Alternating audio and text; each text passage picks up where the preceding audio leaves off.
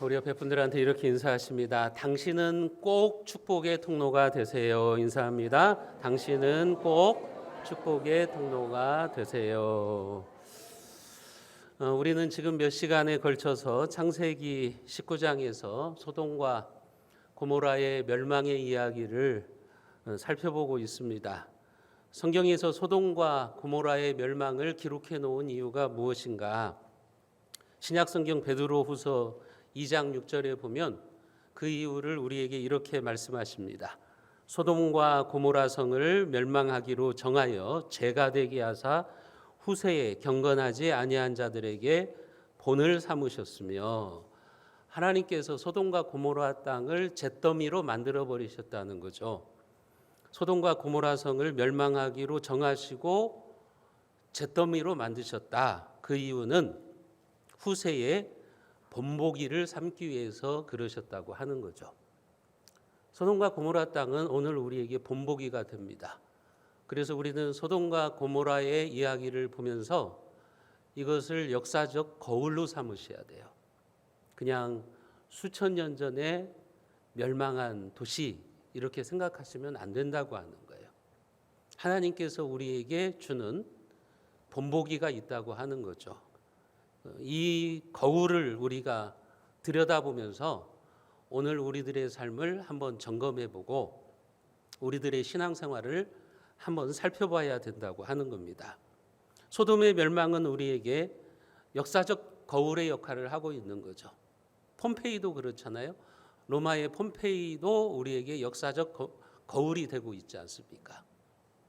우리는 지나간 역사 속에서 하나님이 왜 그런 일들을 하시는가 하는 것들을 배워야 돼요. 그게 지혜입니다. 여러분, 우리는 소돔과 고모라가 멸망을 당하면서 거기에 있었던 망할 수밖에 없었던 세 부류의 사람들을 만나게 됩니다. 첫 번째 부류의 사람들은 소돔성에 살고 있었던 사람들이었어요. 소돔에는 물질의 풍요와 부유함이 있었어요. 그래서 롯이 자기의 그 아버지와 같은 아브라함과 결별할 때 이제 소돔으로 가려고 그러는데 그 땅을 보니까 여호와의 동산 같고 애굽 같았다 그랬어요. 한마디로 말하면 살기 좋은 땅이었다는 거죠. 풍요로운 땅이었다고 하는 것입니다. 지금도 사람들은 어떻게 하면 돈을 많이 벌을까? 돈을 많이 벌 수 있는 곳을 찾으러 다니지 않습니까? 하지만 그 부유와 풍요함을 가지고 그들은 죄악을 쌓아간 거예요. 그 부유함이 그들의 삶을 올바로 세우는 부유함이 아니라 육체적인 쾌락을 즐기고 윤리적으로 타락을 해버리고 만 거예요. 사람들이 돈이 많아지면 그 다음 어떻게 하는 거죠? 타락하기 시작하는 거죠. 지금 우리나라가 그런 모습이잖아요. 우리나라는 전 세계에서 경제 발전과 민주주의를 동시에 이루어낸 나라입니다. 세계 역사에서 이런 나라는 없습니다. 그래서 세계에서 가장 가난했던 나라 중에 하나인 우리나라가 지금은 세계 10대 경제 대국으로 올라왔어요. 경제적인 풍요를 누리고 있죠. 그런데 우리가 그 경제적인 풍요를 가지고 죄를 쌓아가고 있어요. 그렇다면 이것은 아주 심각한 문제인 겁니다. 소돔과 고모라 땅이 그랬다는 거죠. 부유함이 있었고 풍성함이 있었지만 그 풍성함을 통해서 그들은 죄를 쌓아가고 그 죄악의 극치가 뭐냐? 윤리적 타락의 극치가 뭐냐? 동성애였다고요. 동성애가 만연한 땅이 되어버렸습니다. 그러니까 하나님이 보내신 천사, 그 나그네들을 집단 성폭행하겠다고 롯의 집으로 몰려들잖아요.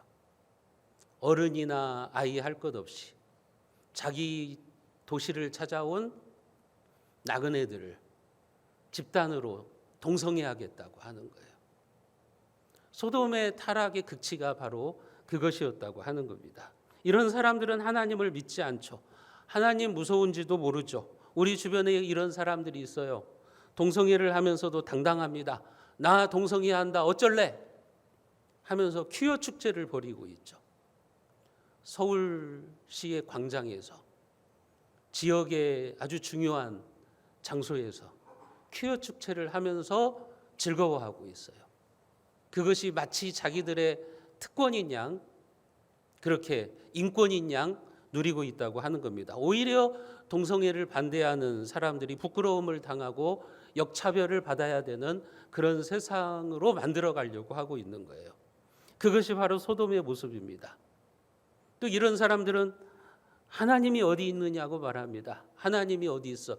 요즘 같은 인공지능 시대에 무슨 천국과 지옥 타령이냐? 그렇게 하면서 하나님을 조롱합니다. 그런데 그들의 삶을 보면 굉장히 미신적이에요. 요즘 같은 인공지능 시대에 그렇게 말하면서 그들은 하나님을 조롱하지만 그들의 모습을 보면 오늘의 운세를 보고 사주를 보는 것을 좋아해요. 여러분, 인류 최고의 기술의 집합체, 인간이 이루어 놓은 그 과학기술의 집합체인 인공위성을 쏘면서 가장 미신적인 행동을 하고 있죠. 돼지머리를 놓고 고사를 지내고 있다고요. 여러분, 우리나라가 지금 그런 일을 하고 있잖아요. 최고 과학의 집합체인 인공위성을 쏘면서요, 그 앞에다가 돼지머리를 놓고 돈을 주고서 고사를 지내고 있다고요. 이게 무슨 행동을 하고 있는지 모르겠어요. 여러분, 지금 우리나라도 소돔 사람들처럼 살아가는 사람들이 너무 많아요. 그 길이 멸망의 길인지도 모르고 그렇게 살아가는 사람들이 많다고 하는 거예요. 소돔과 함께 멸망한 두 번째 부류의 사람은 롯의 아내였습니다. 하나님께서 롯과 그의 가족을 구원해내면서 뒤를 돌아보지 말아라, 그렇게 경고했음에도 불구하고 롯의 아내는 뒤를 돌아보다가 소금 기둥이 되었어요. 멸망하는 그 소돔 땅에 무슨 미련이 남아있다고 하나님이 뒤를 돌아보지 말라고 하는데도 뒤를 돌아보다가 그렇게 멸망을 당한 겁니다.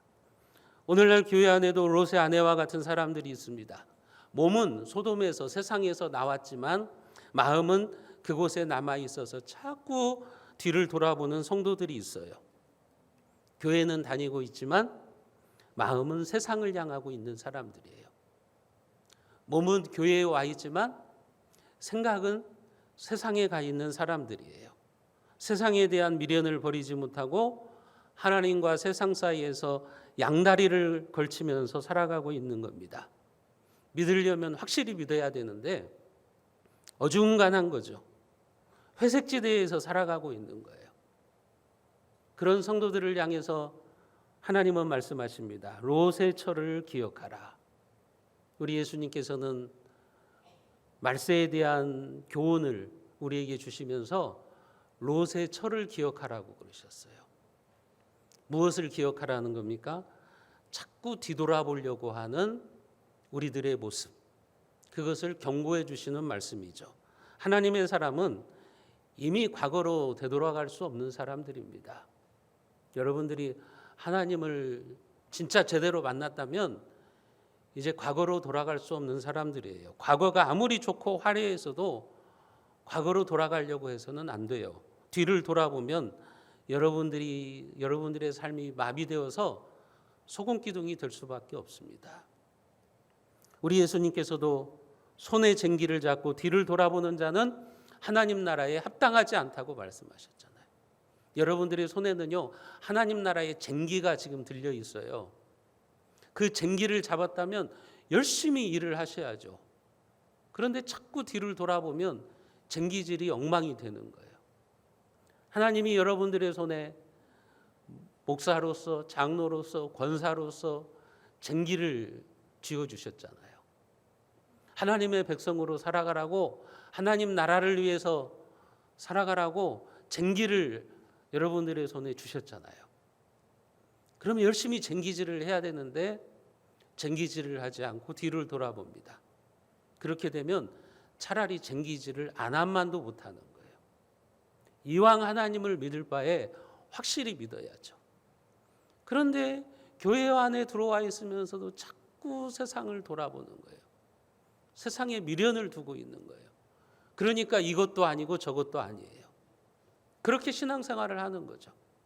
그렇게 이 땅에서 살아가다가 결국은 하나님 앞에 서면 아차하는 거죠. 잘못 살았구나. 신앙생활 잘못했구나. 후회하는 날이 올 수밖에 없다고 하는 겁니다. 여러분, 소돔과 함께 멸망한 세 번째 부류의 사람은 롯의 사위들이었어요. 롯의 사위들은 소돔이 멸망한다는 롯의 말을 듣고 실없는 소리라고 비웃었어요. 롯이 얼마나 화급하게 달려갔겠어요. 얘들아, 지금 하나님께서 이 땅을 불과 유황으로 멸하시려 하시니까 어서 빨리 이곳을 탈출하자. 하지만 그들은 롯을 웃기는 사람 취급합니다. 긴박한 멸망이 선포되었는데도 14절 말씀에 보면 하나님의 말씀을 농담으로 여겼다고 나오고 있어요. 하나님의 말씀을 농담으로 여긴 거예요. 지나가는 소리로 듣는 거죠. 왜 하나님의 말씀을 우리가 농담으로 여깁니까? 성경을 살아계신 하나님의 말씀으로 받지 않기 때문에 그러는 거예요.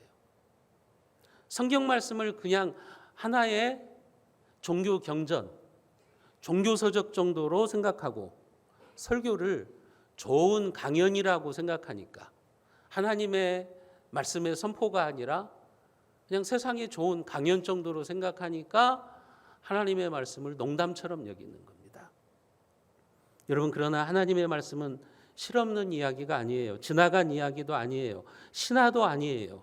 그러기에 하나님의 말씀을 농담으로 여기면 여러분 큰일 날 때가 옵니다. 우리는 이 소돔과 고모라의 멸망 사건을 통해서 분명한 하나님의 말씀을 들어야 되는 거예요. 오늘날 한국 사회는 현대판 소돔이라고 할 수 있을 정도로 타락했습니다. 물질적 풍요가 있지만 죄를 쌓아가요. 그래서 어떤 사람들은 우리나라에 당장 하나님의 진노와 심판이 쏟아져도 전혀 이상할 것이 없는 세상, 죄악이 만연된 세상이라고 말을 해요.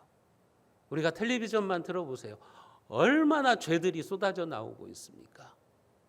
요즘 우리 사회를 보세요.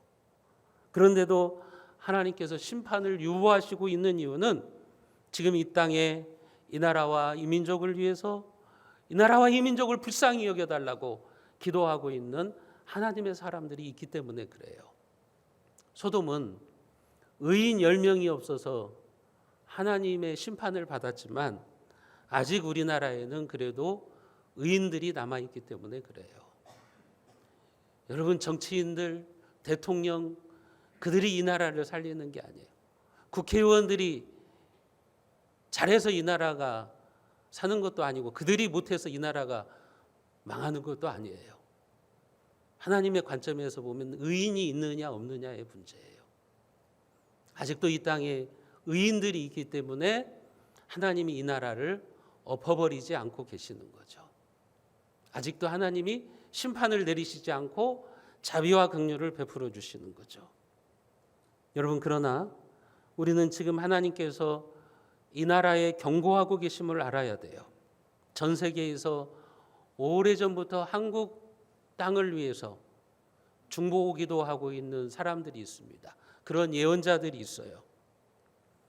그들이 하는 말이 약간의 차이는 있지만 한국을 위해서 기도하고 있는 예언자들, 중보 기도자들의 한결같은 이야기가 있어요. 그게 뭐냐면 하나님께서 이 한반도에 북한을 두신 이유는 우리나라가 바로 서도록 옆구리에 가시로 주었다고 하는 거예요. 그게 하나님이 북한을 남겨두신 이유라고 하는 거예요. 그러면서 우리나라가 하나님 앞에서 죄를 쌓아가면서 소돔처럼 타락하면 하나님의 심판을 받을 수 있으니 정신을 똑바로 차려야 된다고 경고해 주고 있습니다. 지금은 고인이 되셨지만 예수원의 대천덕 신부님, 그분은 이미 오래전에 한국교회를 향한 하나님의 말씀을 대언한 적이 있어요. 그분이 이렇게 말했어요. 한국 사람들 정신 차려야 됩니다. 한국 교회는 정신 차리고 하나님 앞에 바로 서야 됩니다. 그렇지 않으면 전쟁이 일어나서 모든 것을 다 빼앗기고 말 겁니다. 그렇게 예언한 적이 있다고요. 설마 북한이 전쟁을 일으키겠느냐? 함께 죽는데 전쟁 일으키면 북한은 이 지구상에서 멸망하는데 전쟁을 일으키겠는가? 여러분, 그런데요, 인류 역사의 큰 전쟁 중에서 계획적이고 의도적으로 일어난 전쟁은 별로 없어요. 다 설마 하다가 전쟁이 일어났다고요. 그게 전쟁의 역사예요. 러시아와 우크라이나 전쟁은 안 그렇습니까? 여러분, 러시아가 우크라이나를 침공하기 전날까지도 텔레비전에서 전문가들이 나와서, 제가 똑똑히 들었어요. 전문가들이 나와서 진단하는데요. 뭐 국방 전문가들, 이런 사람들이 나와서 진단하는데 전쟁 안 일어날 겁니다. 러시아가 우크라이나 침범 안 할 겁니다. 그렇게 되면 어떤 상황이 벌어질지 모르는데 설마 침공하겠습니까? 그런데 그 다음 날 침공했다고요. 그 다음 날 전쟁이 일어났다고요. 여러분, 우리는 이런 경고를 농담처럼 여기면 안 돼요. 한국을 위해서 기도하는 예언자들의 이 경고를 우습게 그냥 지나쳐가는 이야기로 들으면 안 되는 겁니다. 우리가 계속해서 하나님 앞에 죄를 쌓아나가고 이 나라가 하나님이 싫어하시는 법안들을 만들고 죄를 계속해서 장려하고 그렇게 되면 찾아오게 되는 것은 하나님의 심판밖에 없어요. 여러분은 그런 지표들이 지금도 나오고 있어요. 우리나라 경제가 더 이상 발전하지 못할 거다, 후퇴할 거다.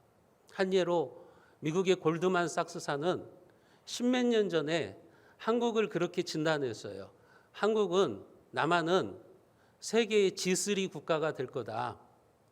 한마디로 말하면 세계 3위의 경제대국이 될 거라고 진단했어요. 십몇 년 전에 미국의 골드만삭스사가요. 그런데요, 얼마 전에 골드만삭스사가 다시 보고서를 냈어요. 그 보고서의 내용이 뭔지 아십니까? 한국은 지금의 위치를 유지하기 힘들다. 조만간에 14위, 15위로 밀려날 거다. 그렇게 진단을 했어요. 저는 이 진단이 맞지 않기를 원해요. 그런데 지표들이 지금 그렇게 돌아가고 있어요. 2023년도요. 아시아 국가들에서 경제 성장률 꼴등이 우리나라입니다. 우리나라 1.2%예요. 여러분, 인도 같은 경우는 올해 경제 성장률이 7%예요. 베트남 같은데 6%예요. 우리나라가 제일 꼴찌입니다. 제일 경제 성장을 못하고 있는 나라가 되었어요. 지표들이 지금 보여주고 있어요. 앞으로 우리 앞에 놓여 있는 환경이 녹록치 않을 것이다. 경제적으로나 모든 면에서 쉽지 않다는 것을 지금 알려주고 있는 겁니다. 여러분, 우리는 하나님의 경고를 들어야 돼요. 소돔 땅을 보면서 우리가 지금 하나님 앞에 죄를 쌓아가면 우리에게 다가오는 것은 하나님의 심판밖에 없다는 그 경고의 음성을 들어야 되는 거예요. 사람들이 망할 때를 보면 말씀을 들을 수 있는 귀가 막히고 눈이 닫히게 돼요. 저도 성도들을 목회하면서 보면 꼭 안 될 때 보면은 귀가 막혀요. 말씀이 안 들리는 거예요. 귀가 막혀버리고 눈이 닫혀버려요. 그렇기 때문에 하나님의 말씀이 들리지 않는다는 것은요, 저주입니다. 여러분, 우리의 삶에. 귀가 막혔다는 것은 그것은 이제 심각한 문제예요. 반대로 하나님의 말씀이 들리기 시작하는 것은 회복과 축복의 시작점입니다. 하나님께서 복을 주실 때는요, 말씀이 들리는 거예요. 그리고 영안이 열리는 거죠. 여러분, 하나님이 어떤 사람에게 복을 주시고자 하실 때는 마음이 부드러워지고 그 마음이 옥토밭이 되고 귀가 들립니다. 그리고 눈이 열리게 되는 겁니다. 사랑하는 성도 여러분, 저는 여러분들이 하나님의 말씀을 농담처럼 여기지 않기를 바랍니다. 그것은 망하는 길로 가는 것입니다. 하나님의 말씀을 진지하게 들으십시오. 그냥 지나가도 되는 이야기로 여러분들이 듣지 마십시오. 여러분들의 귀와 눈이 하나님의 음성을 듣고 칠흑같이 어두운 시대에 우리 주님을 배우는 복된 귀와 복된 눈이 되시기를 주님의 이름으로 축복합니다. 소돔과 고모라에 그렇게 유황과 불이 비같이 내려서 멸망하는 그날에 아브라함은 멀리서 소돔과 고모라를 바라보았습니다.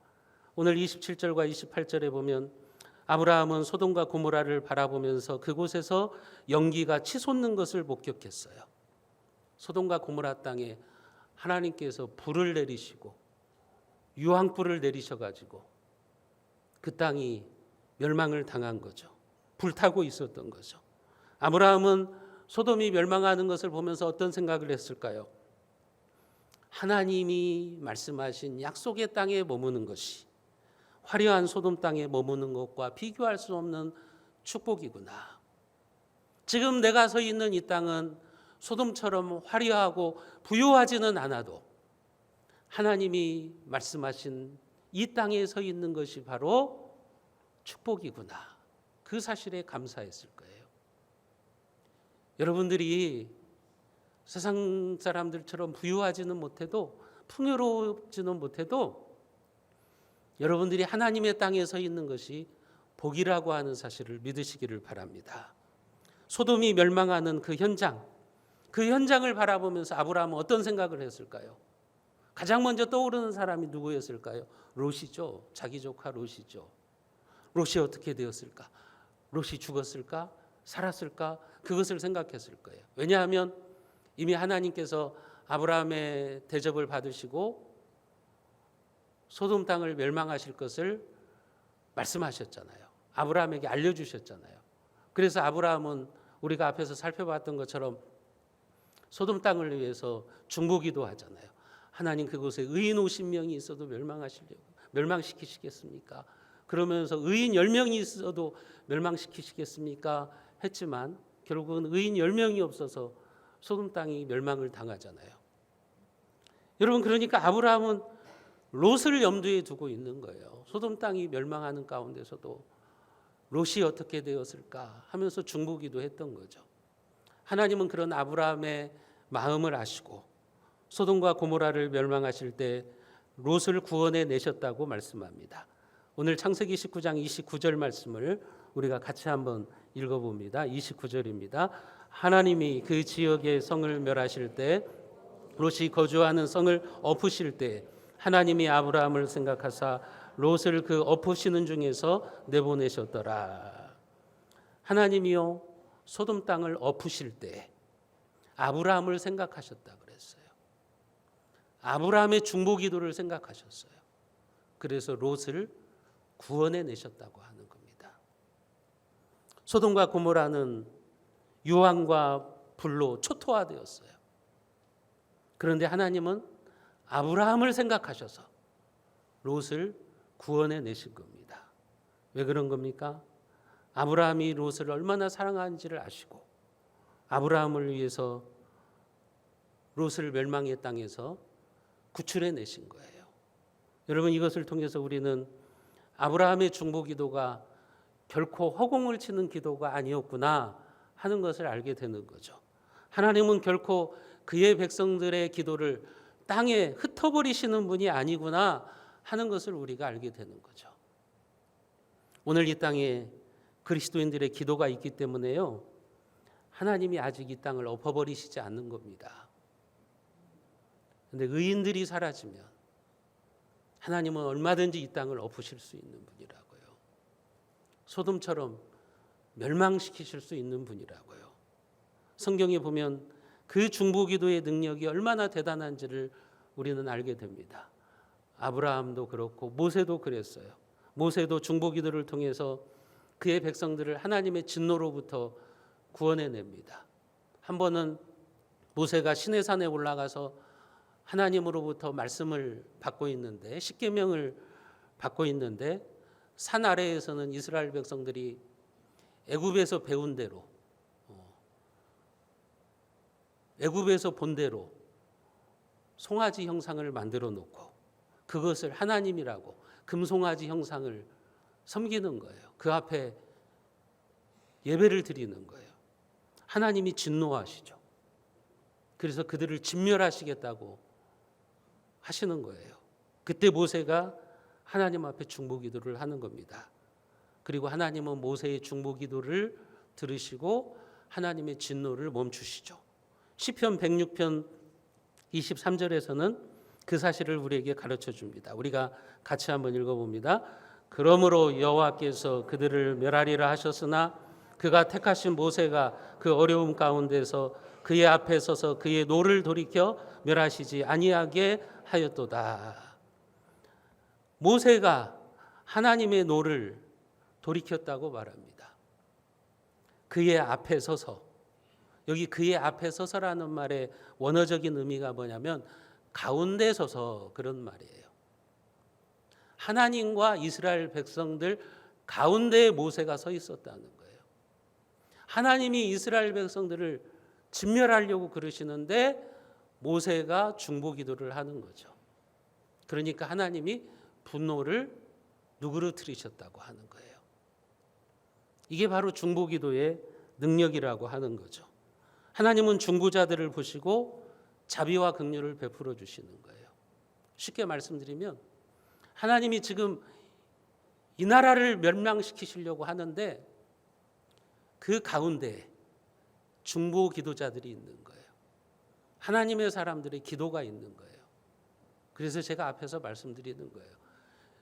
이 나라가 멸망하고 바로 서는 것은요, 국회의원들에게 달려있는 게 아니에요. 대통령에게 달려있는 게 아니에요. 하나님의 사람들에게 달려있는 거예요. 그 사실을 우리는 기억해야 되는 거예요. 여러분, 예수 그리스도의 중보 사역을 통해서 오늘 우리도 하나님의 진노와 저주를 받지 않게 된 거죠. 우리는 죄인이잖아요. 우리는 다 지옥으로 떨어져야 되는 멸망자들이잖아요. 근데 예수님께서 우리의 죄를 대신 짊어지셨잖아요. 우리의 죄를 제거해 주셨잖아요. 그래서 우리가 하나님 앞에 서 있는 거죠. 그게 구약의 제사 방법이에요. 구약 성경에 보면 죄를 지은 사람이 죄를 용서함 받아야 돼요. 그럴 때 어떻게 하느냐? 제물을 가지고, 예를 들면 양을 가지고 제사장에게로 갑니다. 그리고 나서 그 죄를 지은 사람이 그 제물에 안수기도를 하는 거예요. 그러면은 이 죄인의 죄가 짐승에게로 넘어가는 거예요. 그래서 이 짐승을 잡아서 죽이는 거예요. 제물로 태우는 거예요. 그때 하나님께서 그 제물의 향기를 흠양하시고 죄인을 향한 진노를 누그러뜨리시는 거예요. 그게 제물의 역할이라고요. 그러니까 사실은 죄인이 죽어야 되는데 그 죄인 대신에 양이 죽은 거예요. 양이 대신 죽은 거예요. 그게 바로 예수님의 구속의 원리예요. 우리 모두가 하나님의 진노와 저주를 받아야 돼요.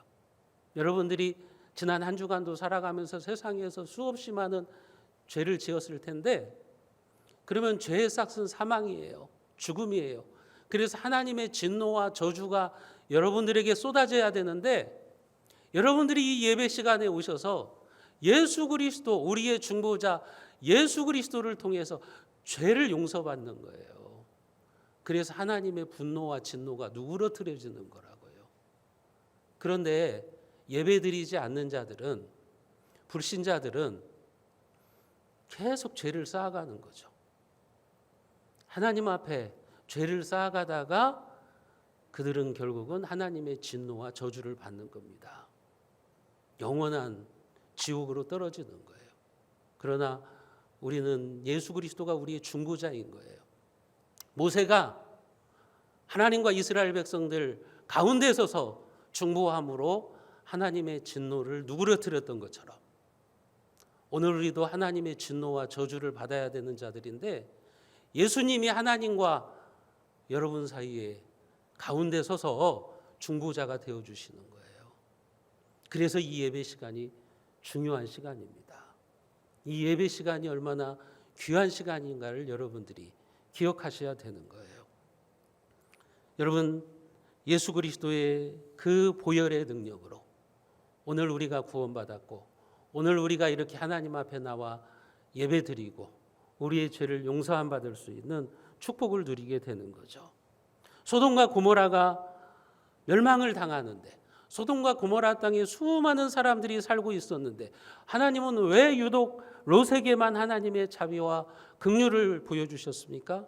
그것은 롯을 위해서 기도하는 아브라함이 있었기 때문에 그런 거예요. 하나님은 아브라함의 기도가 살아있는 한 롯을 멸망시키실 수는 없는 거죠. 여러분, 부모의 기도가 살아있는 한 하나님은 우리의 자녀들을 멸망시키실 수 없는 거예요. 롯이 멸망의 땅에서 구원받은 것은 순전히 하나님의 은혜죠. 그러나 하나님의 은혜와 긍휼을 체험하는 사람들 곁에는 반드시 이렇게 기도하는 사람들이 있었다고 하는 거죠. 여러분들이 지금 예수님을 믿게 된 까닭도 누군가 여러분들을 위해서 아브라함이나 모세처럼 기도했기 때문일 수도 있어요. 그래서 하나님이 여러분들을 부르셨어요.